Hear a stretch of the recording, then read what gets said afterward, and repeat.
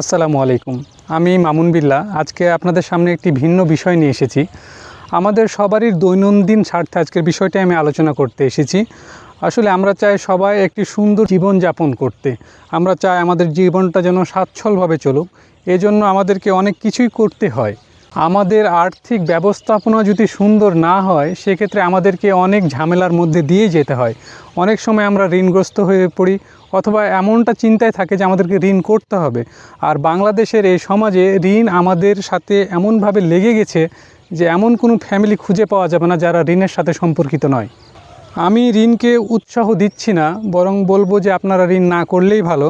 তবুও যারা একান্ত ঋণ করতেই হবে এবং এমন একটি প্রতিষ্ঠান খুঁজছেন যেখান থেকে সহজ শর্তে অল্প সুদে দীর্ঘমেয়াদী ঋণ পাওয়া যাবে, এরকম যারা খুঁজছেন তাদের জন্য আজকের ভিডিওটি। আজকে আমি এমন একটি প্রতিষ্ঠানের নাম বলতে যাচ্ছি যেটা আপনারা হয়তো শুনেছেন, দেখেছেন, চোখের সামনেই দেখেছেন, অথচ জানেন না এই প্রতিষ্ঠান থেকে ঋণ দেওয়া হয়ে থাকে এবং ঋণটি এত সহজ শর্তে দেওয়া হয়ে থাকে আপনারা শুনলে অবাক হয়ে যাবেন।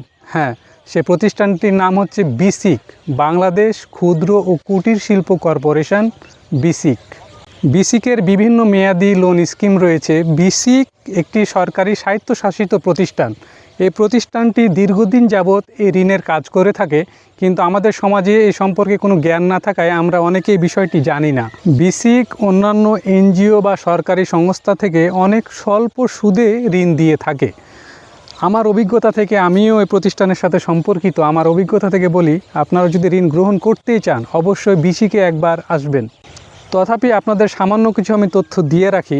বিসিক সাধারণত 2 বছর মেয়াদি ঋণ দিয়ে থাকে এবং এর সীমা হলো 2 লক্ষ টাকা। 2 লক্ষ টাকারও বেশি বেসিক ঋণ দিয়ে থাকে, সাধারণত 10 লাখ, 15 লাখ, 20 লাখ এরকমও ঋণ দিয়ে থাকে। তবে সেক্ষেত্রে সময়সীমাটা আরও বৃদ্ধি করে।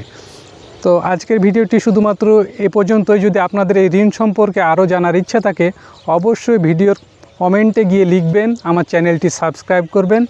ধন্যবাদ।